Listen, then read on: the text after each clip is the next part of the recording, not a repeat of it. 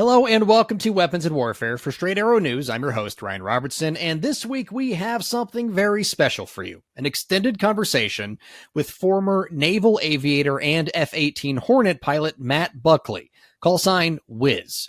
We originally connected with Wiz for a conversation about China's military ambitions and what they say is a 6th-gen stealth aircraft. If you missed last week's episode, I highly recommend going back and checking it out after you watch this week's episode. But beyond China, I wanted to talk about Matt and his foundation, No Fallen Heroes. It's a 501c3 public charity, and its mission is to help heal veterans, first responders, and their families. Ultimately, the foundation's goal is to end suicide in the veteran and first responder communities by treating their PTSD, depression, and anxiety through alternative forms of medicine. Through the foundation, Wiz is working to educate and bring awareness to the mental health challenges that veterans and first responders face every day. According to the website, No Fallen Heroes envisions a world where those in need have local access to life-saving psychedelic-assisted therapy. My conversation with Wiz was wide-ranging and covered a lot of ground. His views are based on his life experiences and may not be shared by everyone here at Weapons and Warfare or Straight Arrow News. Heads up, possible course language ahead. Consider yourself warned. When you started the foundation, when did it happen? Why did you start it? And what was the impetus? Well, I guess the impetus was starting in childhood. I was sexually abused as a child, one of 6 Irish Catholic kids from South Jersey, South Philadelphia, typical Irish Catholic family. I was an altar boy and all that type of stuff. And my middle sister, Monica, she was killed by a drunk driver when she was 19. And that was a hand grenade that went off in my family. I mean, technically, when she died, I lost my parents too. I mean, they were just, my dad was done. I think he died years later of a broken heart. So very tough childhood and high school. But, I grew up on the Jersey Shore, the real one, not the MTV one, but I grew up on the Jersey Shore. I love the beach. I love the ocean. And one of my best friends who lived across the street, his dad was larger than life. He was an Eastern Airlines pilot, but he flew F-106s out of the Atlantic City Air National Guard. And this guy drove a Trans Am. He was a Vietnam, fighter pilot. And I'm like, holy crap, I want to do that. Yeah. And obviously being a beach guy and Navy, I'm like, I want to fly fighters off a carrier. So I did. God takes care of fools, drunks, and sailors. So I lucked out, and it sucked because now I'm really going to age myself. In '86, I was a junior in high school, tracking Go Navy and fly fighters for the Navy. And then the movie Top Gun comes out. I'm like, son of a bitch. Then everybody wanted to be a fighter pilot. I'm like, of course, Murphy's Law. So I just had to bust my ass even more. Lucked out, ended up selecting F-18s and out of California. And I did 2 deployments, Kitty Hawk and Abraham Lincoln over Iraq. But on my first workups, like before you go on cruise, you got to get ready to go on cruise, right? It's called workups. You're actually gone more getting ready to go than when you're gone. You go out to the boat for a month and learn how to land on the boat. Then you go up to Nevada to drop bombs and break big rocks into little rocks. And then, back to the boat because you might have forgot how to land on it. So during workups, during my first squadron, we lost 8 aircrew. Wow. 8 aircrew. 3 in a Prowler, 2 in a Tomcat, 2 in Hornets. It was just the first female F-14 pilot crashed trying to land on the Lincoln. I was like, holy shit, man. I just got into this stuff. We didn't even head west from California towards Iraq, and we lost 8. Yeah. So in 15 years of flying fighters, I lost 16 buddies. Not a single combat loss out of those 16. Bad decisions, bad weather, stupidity, God. But that was a ton of trauma, man. And then just beating the shit out of it. Pulling, 7, 8 Gs, dog fight in the air. I'd fight the jet on the edge of consciousness, right? You pull a bunch of G, the blood's coming out of your head. squeezing your legs and your abs to, oh, there he is, now back on the G, just beating the shit out of yourself. And then coming back and landing aboard the boat. If you sit in your driveway in your car and a crane pulls you up to the second story and let's go, that's the equivalent force of landing aboard a carrier. Wow. It's never less, or you don't land. And oftentimes, especially if the deck is pitching, it's often more.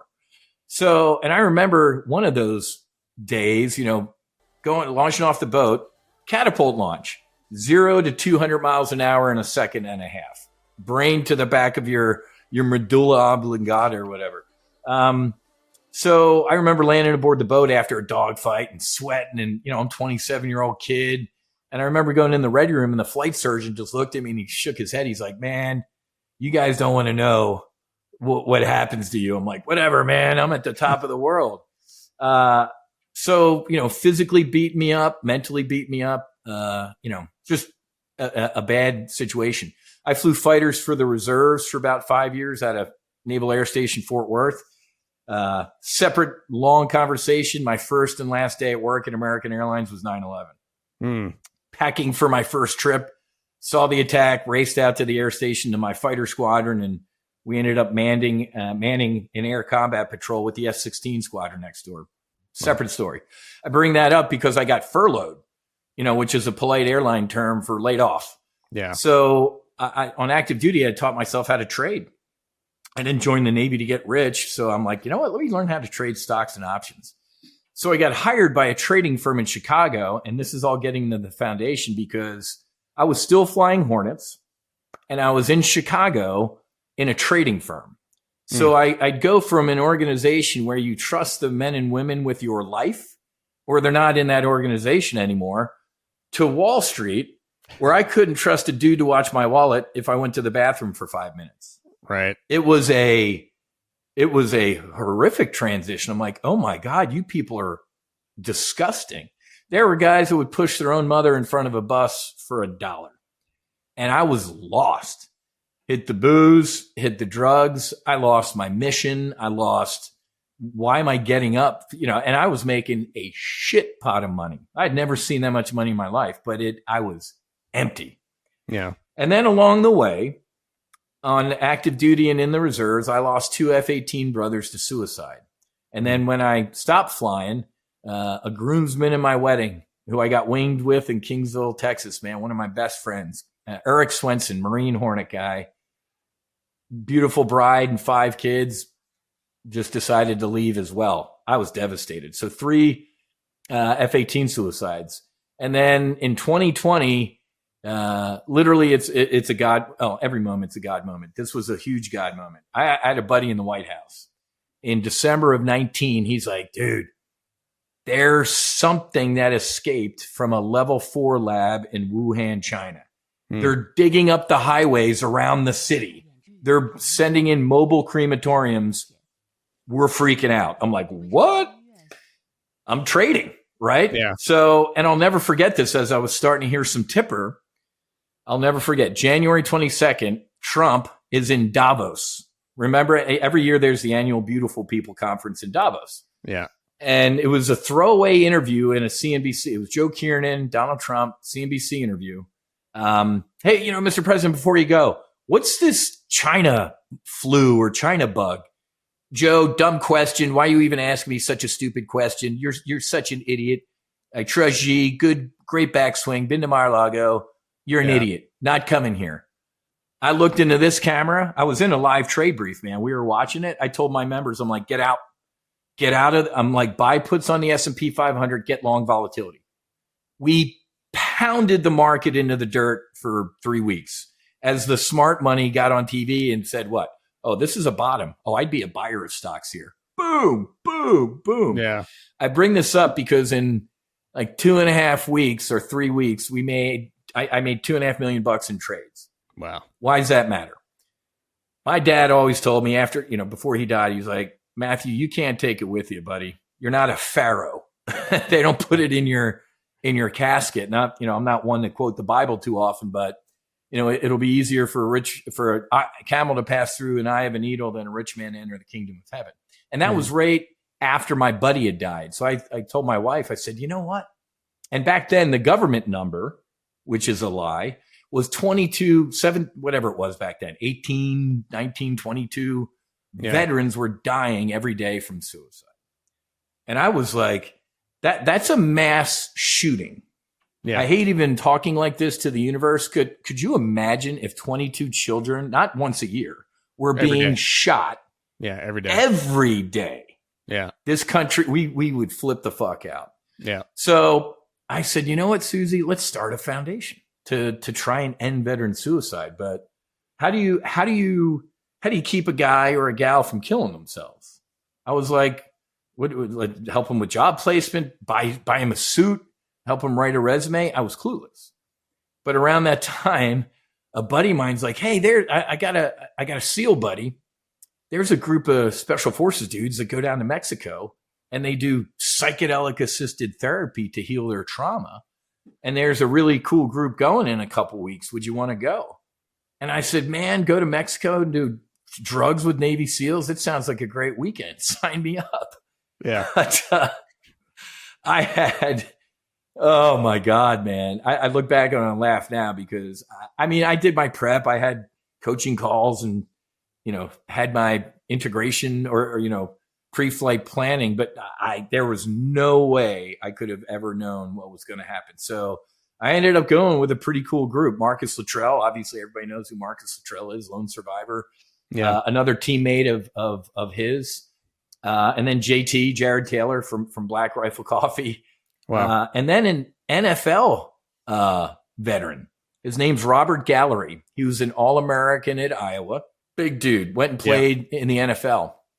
And, you meet in San Diego and you drive about an hour south to a clinic. Why? Because if you did this in San Diego, you're a felon. Right. If you do it an hour south, it'll save your life. But anyway, I bring that up because we take a little convoy down to the clinic and I was in the car with Robert. And I got to tell you, Ryan, I was sitting in the car next to a dead iceberg.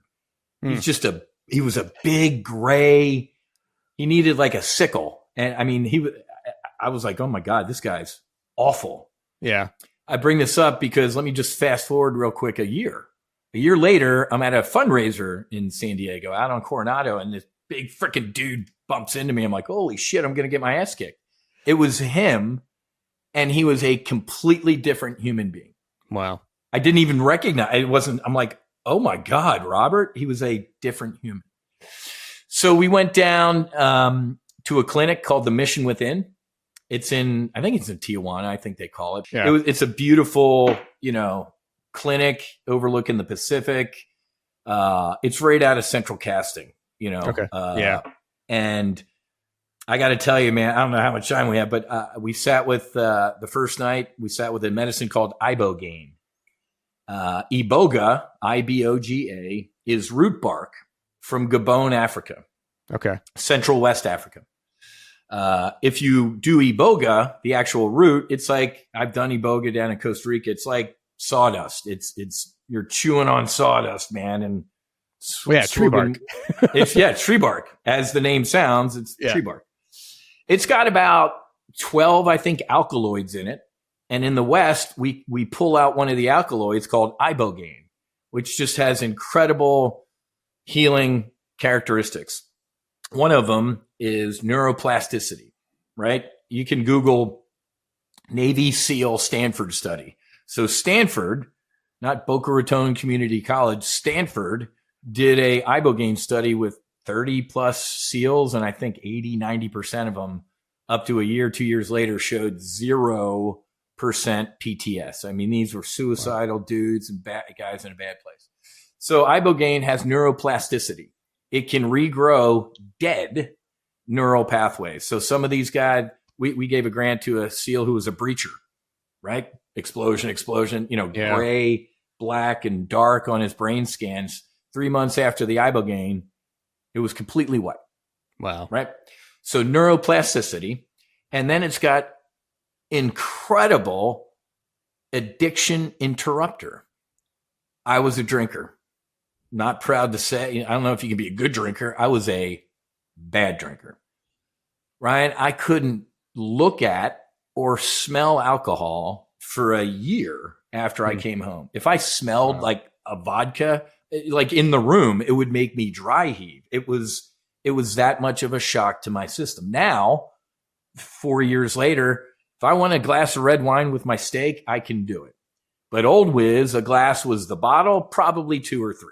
Sure. It destroyed alcohol in my life.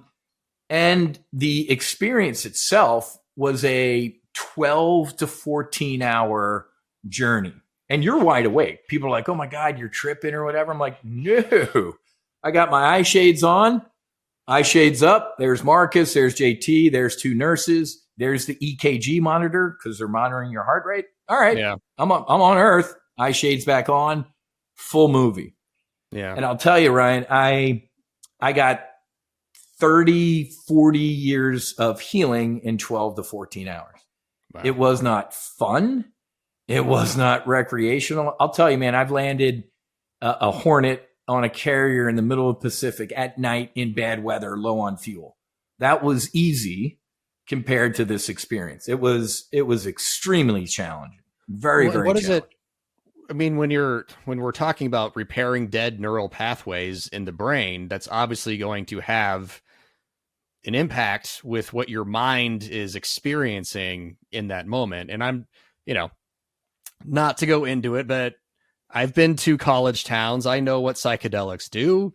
But the experience that you're describing was a very, clinical, very controlled. Everybody was safe, not like back in my day where we wandered around the woods and hopefully didn't get eaten by a bear or something. But it sounds like a very, very safe environment that allowed you and those with you to kind of internally and mentally process the trauma that you were carrying with you. Amen. This is not, as I alluded to, I had 2 briefing calls with my guide. There's a manual. Mm-hmm. You can come in with intentions. I mean, you're tight going in. You do an EKG before, you do blood work before. Down there, once you show up, you do a drug and alcohol test. If you got anything in you, you ain't sitting with the medicine, right? Because people like Google Ibogaine, and of course the fear porn pops up, like 30 people have died. Yeah. Over about 40 years. Yeah. Yeah. 3,000 people, Google this one, 3,000 people die every year from aspirin. Yeah. So these anti-whatever people are like, oh, well, people can die on it. Dude, you can. Don't go to a vending machine. They fall over on a lot of people. Exactly.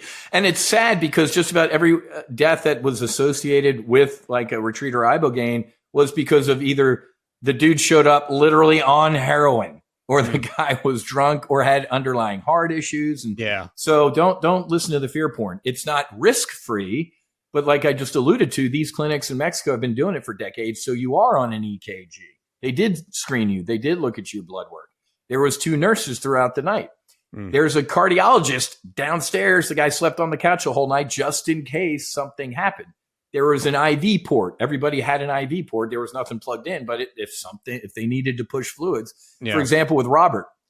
So man, 14 hours later, Ryan, I got up, I went downstairs. I'm like, I am a different human being. The colors were brighter. Everything was brighter.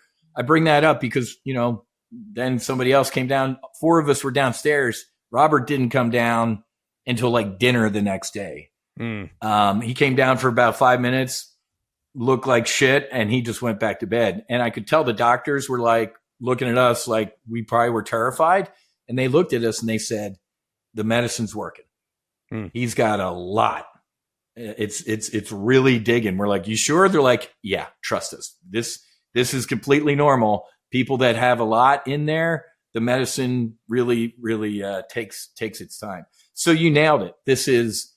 It's clinical, but it's also, I will use the word spiritual, right? You're not in a white room with dudes in lab coats and clipboards. So it's a little bit of both. It's a perfect balance. But to your point, this is not some fly by night, type of place, right? Matter of fact, thank you to the voters in the great states of Oregon and Colorado. These medicines are legal at a state level. Yeah. However, nobody's doing Ibogaine yet for all of these reasons. They have to get the infrastructure up. I mean, I'm a partner in a psilocybin clinic that we just opened in Oregon. That's easy, man. Ain't no cardiologists, nurses, EKGs. It's psilocybin, and it's 2 to 4 hour experience. Yeah. Ibogaine infrastructure is gonna need a little bit more. But man, it was the most transformative experience of my life. I got to experience my sister again, my father, and the medicine went in there and it scrubbed things that I didn't know I was carrying. Right? From childhood. And you're not, and you can choose to use whatever word you want to. I choose to use the word God, source, divine, truth, universe, Steve. Call it Steve. I don't give a shit. But even I've seen guys who are the most atheist, agnostic, make fun of God. They come out the other side like, I'm not going to call it God. I'm like, I'm not saying anything. They're like, there was something that was full of love and light and forgiveness. And it helped me. I'm like, okay, yeah, call it Steve. I don't care. Yeah. And that's a shared, I mean, everybody probably experiences a little bit different, but you're saying that's a shared experience across different users. What's incredible, Ryan, is with the hundreds of people that I've experienced with doing this medicine and my other sister foundations, I don't think we've heard of a single person that's come to the other side that hasn't had that type of experience. But also, it's, and I don't know if half is a good word. Everybody reports kind of the first half. The first half, again, choose whatever word you want. I'm going to use God. It was a tour. When I got home, I looked at my wife. I said, I don't have to travel ever again in my life. She's like, why? I saw everything. And now people watching this might chuckle, laugh if you want. I saw everything. I got a tour of everything. You name it, I saw it. And it was almost like God was saying, like, check this out.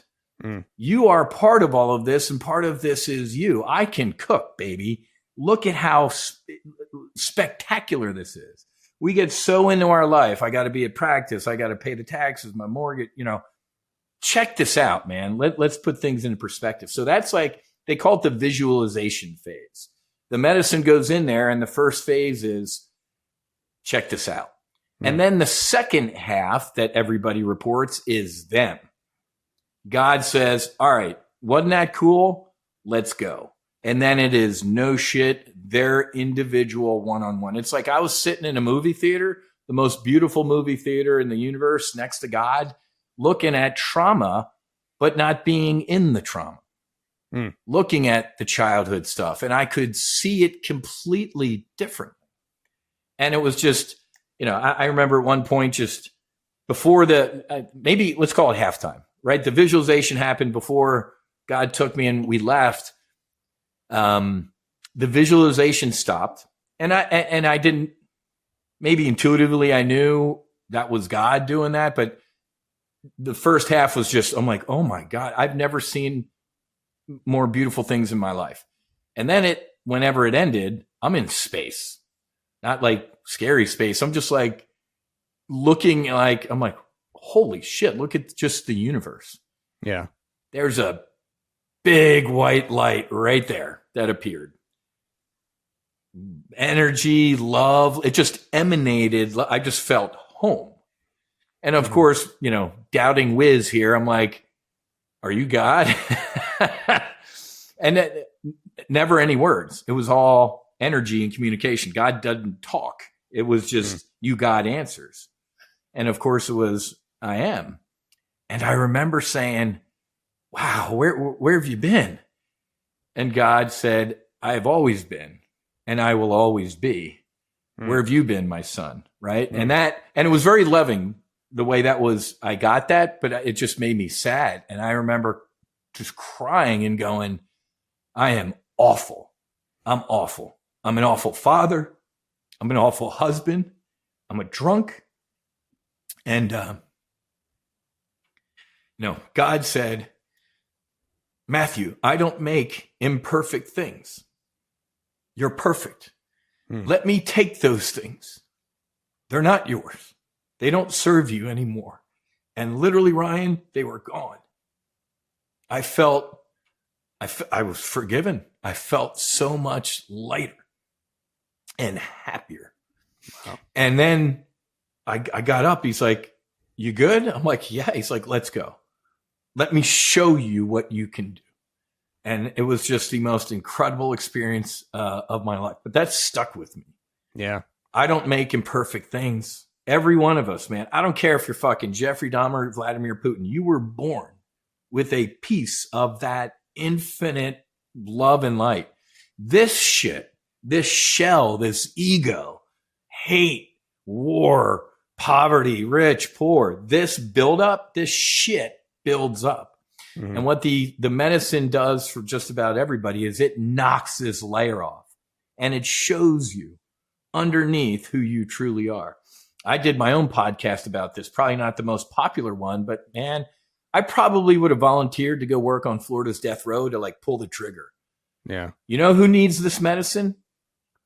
Criminals who are going on parole. Reset you. Who you were before is gone. Yeah. Let's scrub the shit and reset you to your default state, which is actually good. I guarantee you the rate of recidivism would go down to nearly zero. It was that transformational. And that's a transformation that you're trying to bring back, to bring this back to the foundation. That experience is something that obviously earth-shattering, groundbreaking for you, and now you're trying to bring that to your brothers and sisters in arms so that they can also live a more full life. I went downstairs, Ryan, the next morning. I said, "This is how we're going to end veteran suicide." Yeah. Period. So I got home and I said, "Susie, this is how we're going to end veteran suicide." So I try and go on just about every retreat that I can. I've missed a couple for scheduling issues, but I'll tell you, Ryan, the retreats I've missed, I've gotten 5 to 7 text messages after those retreats. Wiz, I don't want to kill myself anymore. Yeah. You can't put a dollar up. I can't, when I see those, when I get those texts, I have a folder I keep them in. If I'm having a bad day, I reread those things. So this is how we're going to end veteran suicide. But this is a We the People movement, man. Let me tell you, I went to DC. What a pit, man. Behind closed doors, Republican congressman who shall remain nameless. Wiz, I love what you're doing. Okay, great. You're going to have a problem. What? With the big pharma and the alcohol and tobacco folks. I'm like, what do you mean I'm going to have a problem, dude? Isn't that your job? So we're kind of pushing the rope uphill right now a little bit. This is this ain't going to come from them down. This is going to come from we up. And I love my hippies and the drug rugs and the mala beads, but the first psychedelic revolution, Timothy O'Leary, hey, let's put it in the water. Probably went a little too far. Yeah. This psychedelic revolution, Navy SEALs, Navy fighter pilots, athletes, maybe if mom and pop walking down the street, like, holy shit, this guy was a Navy fighter pilot and healed his trauma with that stuff. Maybe I'll listen to him. Again, not slight my hippie brothers and sisters, but maybe this psychedelic revolution this time around, God just kind of chose some different disciples, Yeah.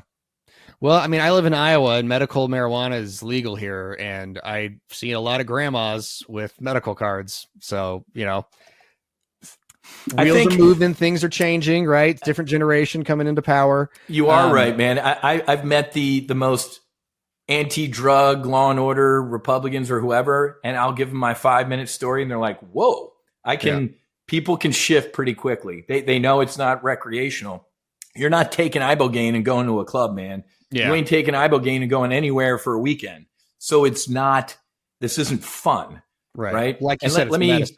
It's medicine. Yeah, it's medicine, right? A drug is made in a lab coat with a beaker.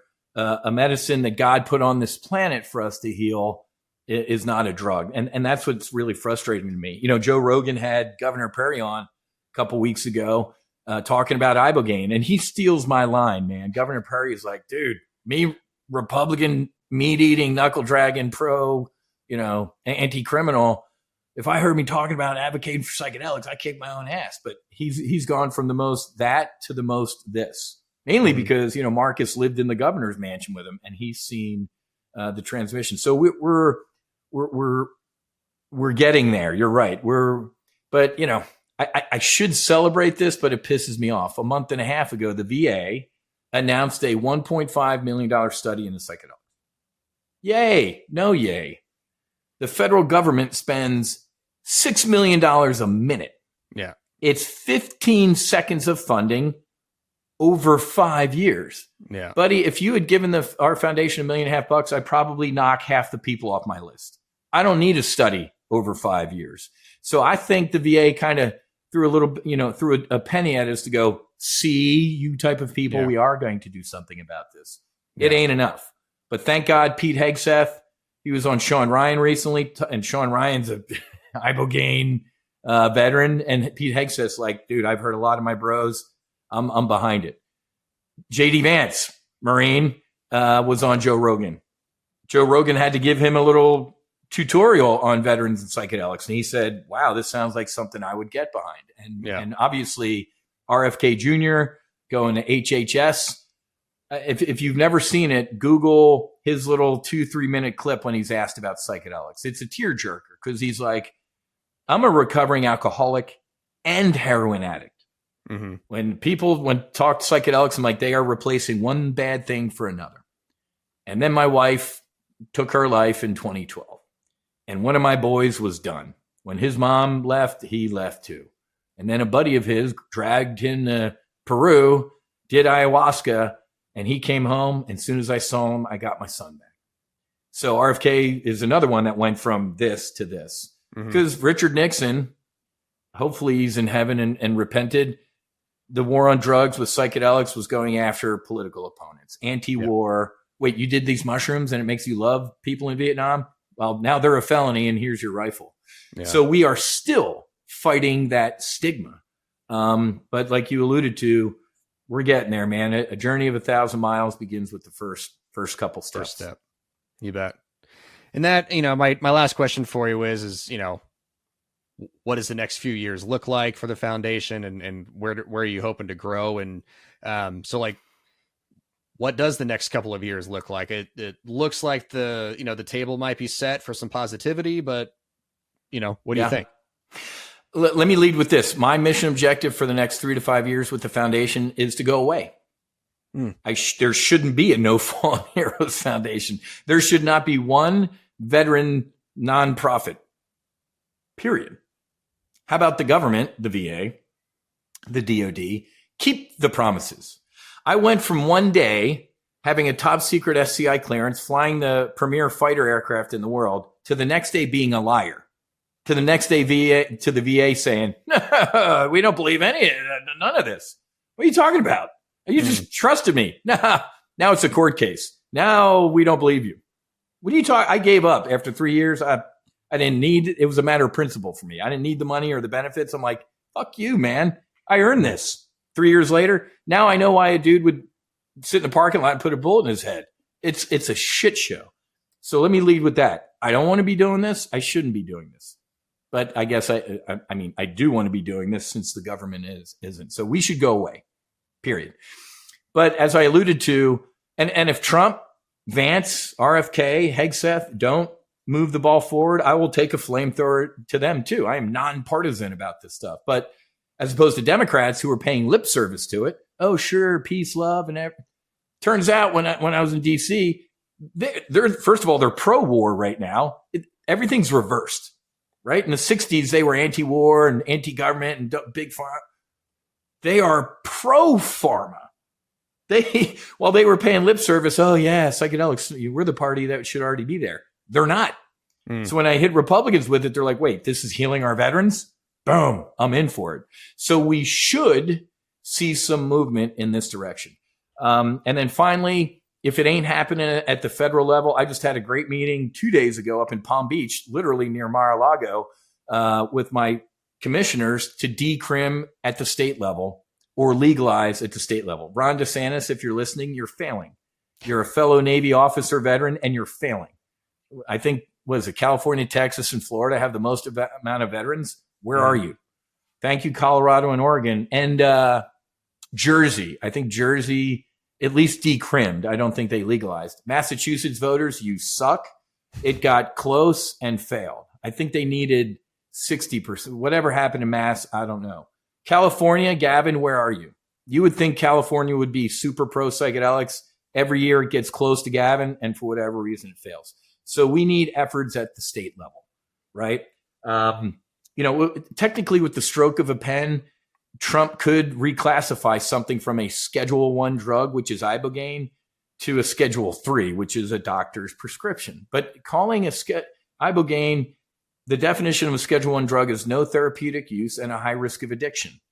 That's a cigarette, and that's alcohol. Yeah. They are legal.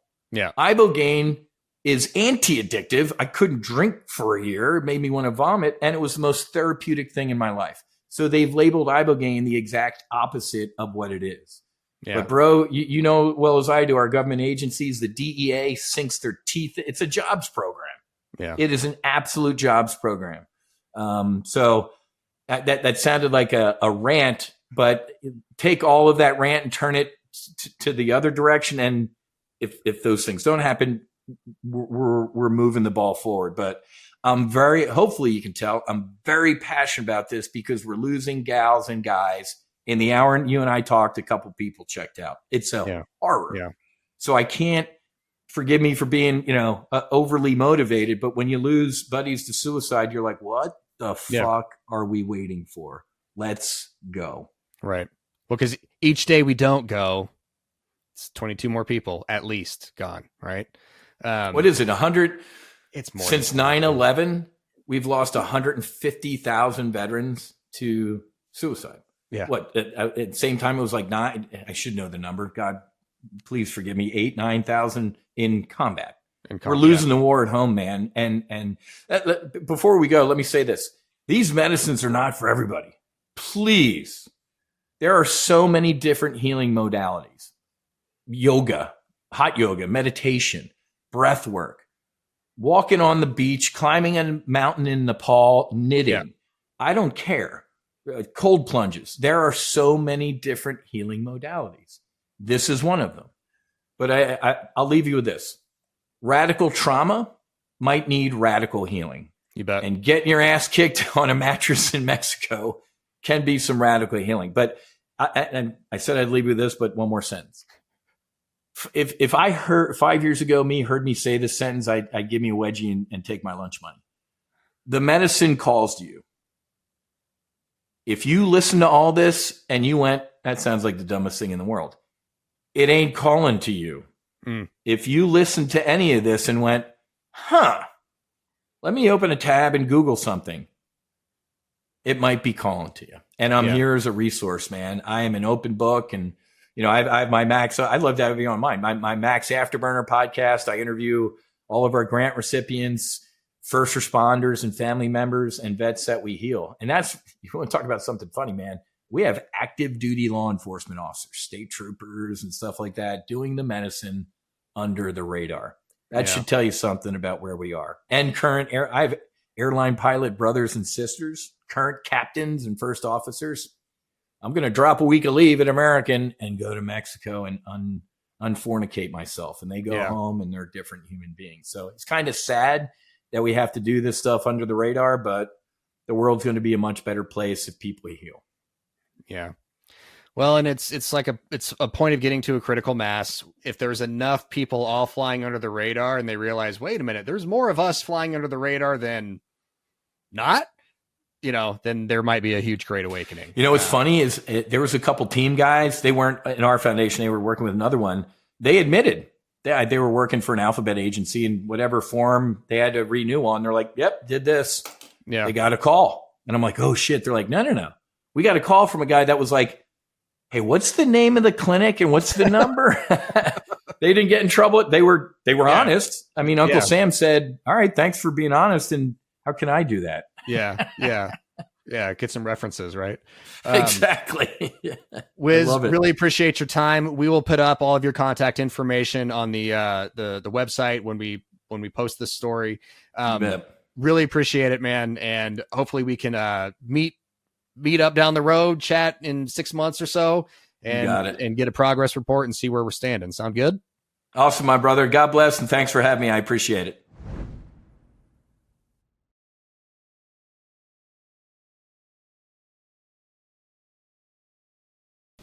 Serving you clarity through context, our mission at SAN is to deliver the news straight down the middle. We're different from mainstream media because we spotlight distorted headlines and show you how to do it too. Discover stories that right and left-leaning outlets are choosing not to cover by using our Media Mist tool. Download the SAN app and turn on notifications to have straight facts delivered right to your phone or tablet, and get straight facts anytime at SAN.com. All opinions expressed in this segment are solely the opinions of the contributors. All right, folks, that'll do it for us this week on Weapons and Warfare. As a reminder, please don't forget to like and subscribe to our social media feeds to stay up to date on all the latest from the show. Also, like I mentioned during the interview with Wiz, we have links to the No Fallen Heroes Foundation on our website, san.com, which kind of leads me to my wrap topic for this week, which is a short one. When it comes to what we in modern society consider medicine, I think it may be time to expand our horizons a little bit and maybe take a cue from our ancestors. Like cannabis or psilocybin mushrooms, iboga was in use for generations before the United States was ever founded. It's time our leaders stop clutching their pearls every time these substances get brought up in a medical discussion. Will these treatments work for everyone? Probably not. But the data is there, proving these treatments can make an impact on a person's positivity and their general outlook on life. Simply put, these treatments can save lives. And after putting theirs on the line for us, this country owes it to our service members to give them every chance to succeed. For senior producer Brett Baker, video editor Brian Spencer, and graphics artist Dakota Patillo, I'm Ryan Robertson with Straight Arrow News, signing off.